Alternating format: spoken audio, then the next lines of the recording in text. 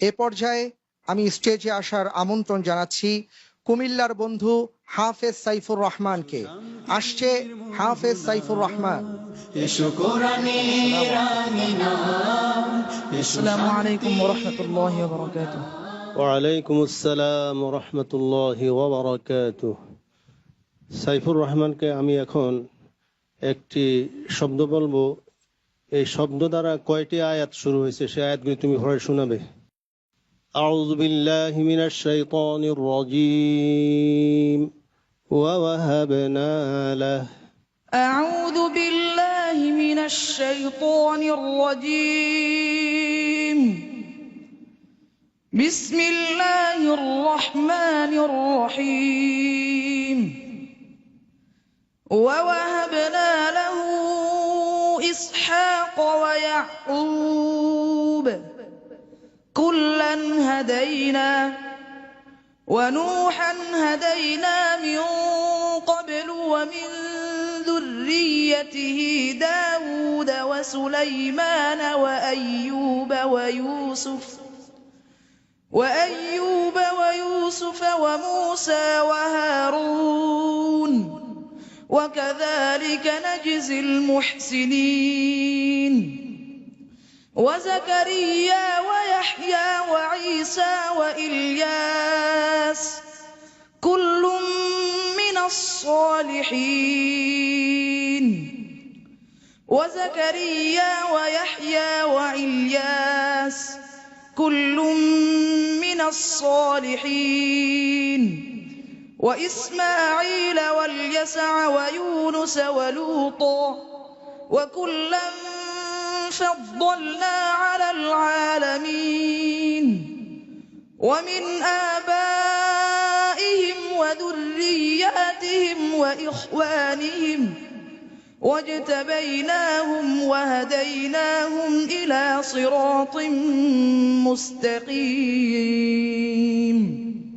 হাসবুক। শোনো, তোমাকে আমি বলছি যে শুধু আয়াতটি পড়বে, পরপর আয়াতগুলি পড়ে যাবে।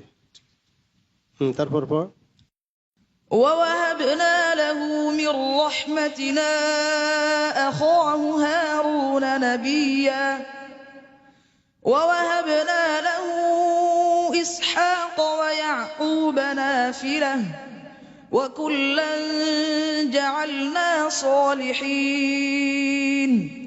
আবার বলো আয়াতটি, আবার বলো।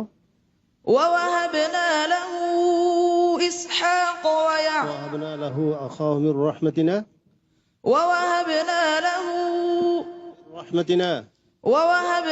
له من رحمتنا أخاه هارون نبيا ووهبنا له إسحاق ويعقوب نافلة وكلا جعلنا صالحين ووهبنا له إسحاق ويعقوب وجعلنا في ذريته النبوة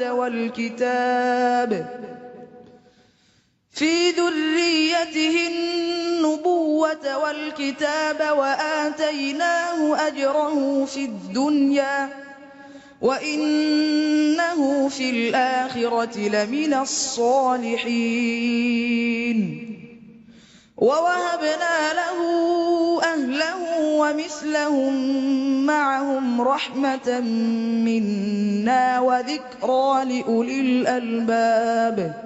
حسبك. صدق الله العظيم. إلا عباد الله কোরআনে কারিমে কত জায়গায় আছে? যে কোনো তিনটি বলো তুমি। إلا عباد الله المخلصين ولقد نادانا نوح فلنعم المجيبون.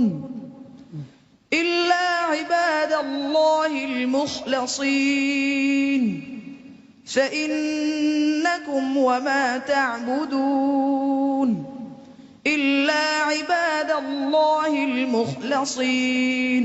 حسبك. صدق الله العظيم. মাশাআল্লাহ, আলহামদুলিল্লাহ, আল্লাহু আকবার, জাযাকাল্লাহ। আমি চলে যাচ্ছি আমাদের সম্মানিত বিচারক বৃন্দের কাছে, তাদের কথা শুনবো। জনাব আবু ইউসুফ, আপনার মন্তব্য শুনতে চাই। হাফেজ সাইফুর রহমান অত্যন্ত শক্ত একজন প্রতিযোগী। এই যাবৎকাল তার প্রতিটি পর্বে অত্যন্ত কঠিন ভাবে প্রতিযোগিতা সে করেছে এবং খুব ভালো ফলাফলও সে করেছে। আজকেও তার ব্যতিক্রম নয়। আমরা তার জন্য দোয়া করব যে আল্লাহ পাক রব্বুল আলামিন যাতে করে শেষ পর্যন্ত সে যেতে পারে এবং তার ওস্তাদ যারা এত কষ্ট করে তাদের পিছনে পরিশ্রম করে তাদের জন্য দোয়া করব আল্লাহ রব্বুল আলামিন তাদেরকে যাতে করে দীর্ঘ হায়াত বাড়িয়ে দেন। অনেক ধন্যবাদ আপনাকে। আমি আমাদের সম্মানিত অতিথিবৃন্দের কাছে চলে যাচ্ছি। প্রিয় দর্শক, প্রথমে আসছি জনাব গোলাম মাওলা রনি, আপনার কাছে।